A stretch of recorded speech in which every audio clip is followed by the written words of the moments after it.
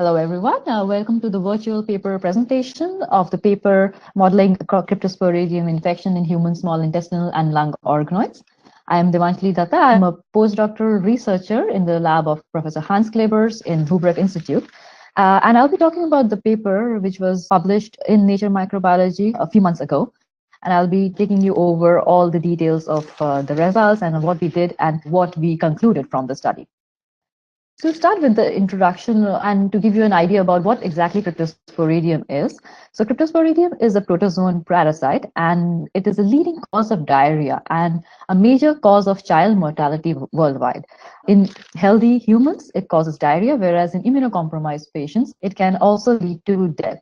And unfortunately, there is no vaccine available at the moment. And this is primarily because we don't really understand the pathophysiology of the parasite, which again is because of the lack of good and optimal in vitro culture systems which recapitulate our in vivo body conditions. So a main challenge for us for the Cryptosporidium field is to actually study the parasite and to develop drugs to combat it. On the right, you see pictures from two papers. On the top, you see oocysts, which are the stage of the parasite. I will be talking about the details of the parasite life cycle in the next few slides. But what we see are the sporozoids, which are coming out of the oocyst. Each oocyst has 4 sporozoids. And in the picture below, you see the parasites, when they land and go into the intestinal lumen, into the cells, the microvilli of the enterocytes kind of elongate. And this is one of the typical features of infection, which has been seen in mice and also human infected patients. So a lot of several in vitro culture systems have been reported and have been tried to model Cryptosporidium infection. And most of them come with shortcomings. So most of them only either support a short term of infection, which is less than 5 days, or they support incomplete propagation of the parasite, which basically means that the parasite doesn't really complete its whole life cycle. And recent studies that have focused on developing a better system have been able to develop efficient and longer infections, but they are mostly using transformed cancer cell lines, which do not fully recapitulate the in vivo host-parasite interaction that we have in our body. So in our lab, we use a system called the organoid system. So organoids, to very briefly introduce organoids, organoids are 3D tissue-derived structures, which are derived from adult stem cells of the body. And each tissue of the body has tissue-specific adult stem cells, and we derive these organoids and grow them in culture, and which can be maintained without any genetic modification and very stably for elongated periods of time. And STEMCELL Technologies has also come up with intestinal media, which supports both the growth of human and mouse intestinal organoids. And we have used both these media conditions, the intestinal media as well as the conditioned media. And in both the situations, both the conditions, we find very comparable results, proving that intestinal indeed grows, leads to the growth of organoids. And these organoids grown in both these conditioned media or the intestinal media have comparable results and can be used for host microbe interaction studies that I'll be showing in the next few slides. On the right, you see a picture which shows the 3 different ways that we can use organoids for studying host microbe interactions in different kinds of organoids. In this case, I've shown an intestinal organoid. So intestinal organoids are polarized. They have an organoid lumen, which is the apical site, which faces the lumen. And what we can do is either microinject inside the organoids, microinject the microbes directly inside, or we can cause a mechanical disruption of the organoids, which breaks them into smaller fragments and then mix them with the microbes and then plate it in extracellular matrix. Or another way would be, which can be used in case of the organoids being solid, is to make a single cell suspension, make a monolayer on top of collagen or other matrices, and then add the microbe on top. So these are the 3 different methods that can be used to study organoids and use organoids for host microbe interactions. So just to briefly go over what I'll be talking about today. So in the study, we could show that both intestinal and lung organoids derived from healthy human donors can be infected with Cryptosporidium. Cryptosporidium was shown to replicate within the organoids, and it did complete its entire life cycle And finally, our study confirms that the human organoids represent physiologically relevant in vitro model systems for Cryptosporidium infection, and not just, I would say, for just this parasite, but also for various different kinds of organisms can be studied in different organoid systems. So I'll go to the results and discussion section now. In figure 1, panel A, what you see is the life cycle of the parasite. So the first stage of the parasite is the oocyst. Oocysts are the stage or the round structures of the parasite, which consist of 4 sporozoids, and these are what are ingested by the human patients. These, when they go into the intestinal epithelium, these sporozoids are released from the oocyst, and these sporozoids then infect the cells of the intestine, which form the trophozoite stage, and then they undergo the asexual stages, which include the type 1 muron, which 8 merozoites, and also they undergo the sexual stages, which consist of microgametes, which have 16 microgametes. This is the male form of the parasite, and the macrogamete, which is the female form. And when these microgametes and the macrogametes fuse together, they form the zygote, which then again develops into the oocyst. So this is the life cycle of the parasite.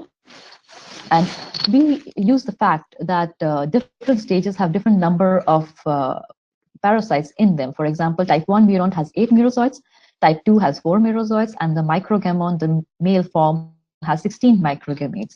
So what we looked for when we were looking at these parasite and infections inside the organoids, we looked at the number of nuclei and figured which stage of the cycle was going on in the organoids.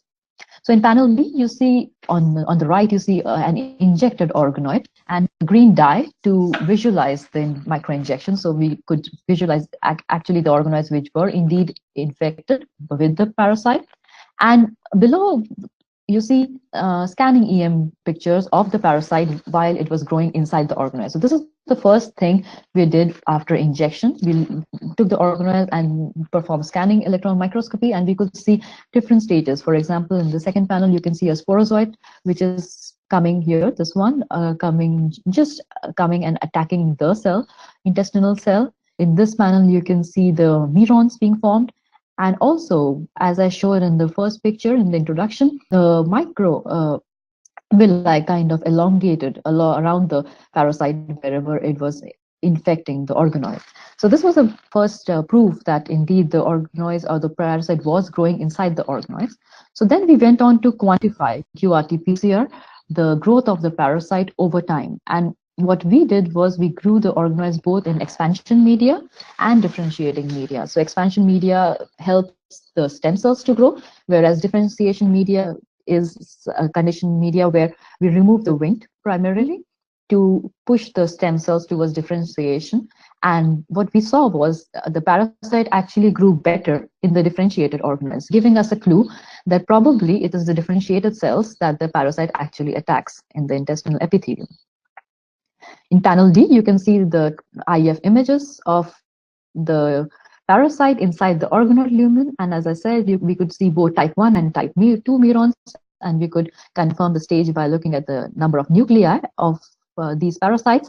Sporoglow that you see in green is a marker which is used to mark the parasite intracellular stages. See microgamete stages at around 72 hours, and this we confirmed again by looking at the number of nuclei, which was around 16 in the mature microgametes. What we also did in panel E is you will see the transmission EM images of different stages of the parasite. So we could see a sporozoid which was invading the organoid lumen. We could see trophozoites, and also the final developing oocyst was visualized, and everything was done while the parasite was actually inside the organoid system. So once we did the first proof of concept assay, we also wanted to know if actually the parasite completes the entire life cycle inside the intestinal organoids. So to confirm that, what we thought was if we can actually isolate the sporozoids and then inject the sporozoids, and then after a few days, if we can actually find new oocysts being formed, then that would be a proof of principle or a confirmation that indeed the whole life cycle is being completed. And that's what we did. So we isolated sporozoids in vitro and then injected the sporozoids into the organoids. And using transmission EM, again, we could first confirm that the sporozoites actually infected the enterocytes, which are the differentiated absorptive cells of the intestinal epithelium. And we could also see some secretory cells interacting with the parasites. So this was the first time we were able to show what kind of cells are actually being infected by the parasite. And what we could see at day 5 was that when we injected sporozoites at around day 5, we could see new oocysts developing. And this we confirmed using a stain called Cryptoglow. And these were isolated from the organoids which were infected with sporozoites. And to also perform an in vivo assay, we injected the organoids with the sporozoites and fed neonatal mice with infected and non-infected organoids. And we did an assay where we collected organoids after 1 day of infection and after 5 days of infection. And what you see in panel D is the histological sections of the intestine. So the top left panel here, this was without any parasite and there was no apparent infection. 1 day after infection, when the parasite hasn't really completed its life cycle, we did not see any infection. But at day 5, when the new oocysts were found to be produced in our different assays, we did see a lot of infection. And as you see here, these structures here are the parasites which were infecting the mice intestine.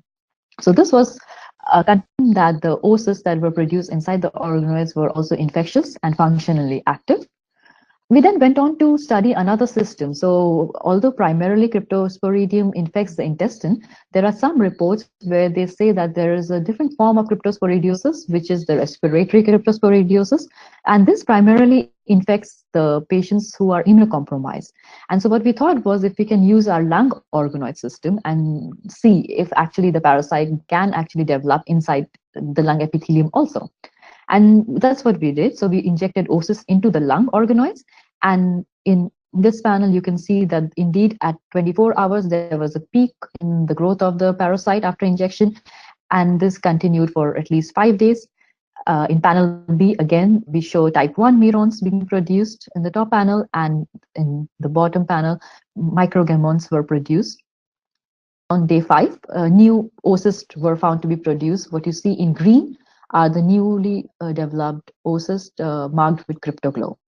So we could confirm that both the small intestine and the lung organoids are infected by the parasite, and it completes its whole life cycle within the intestinal and the lung organoids.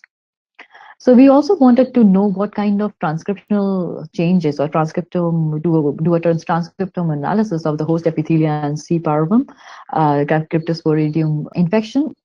And so for that, we performed RNA sequencing on both small intestinal and lung organoid, and we chose 2 different time points. One was the early time point of 24 hours, and the later time point of 72 hours, where we expected the oocysts to already start developing.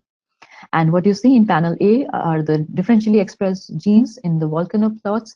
As you see, probably that the lung organoid much more differentially expressed genes at both 24 and 72 hours. And in panel B, you see the differentially expressed genes in the lung organoids at 24 hours. It was a clear difference from the control. And at 72 hours, what you see in panel C, also there was a huge difference between the infected and the control organoids. We then also not only looked at the host transcriptome, we also tried to see what goes on in the parasite transcriptome, and we saw that there was a dynamic regulation of the transcriptome of the Cryptosporidium within the organoids. So what you see in panel D here, in the small intestinal organoid, a lot of genes were upregulated, and similar results were found in lung organoids. And when we checked what kind of genes are actually differentially expressed at 24 and 72 hours, we could see that at 24 hours, a lot of genes which were coding for ribosomal protein were upregulated, whereas at 72 hours, we could see a lot of oocyst wall proteins.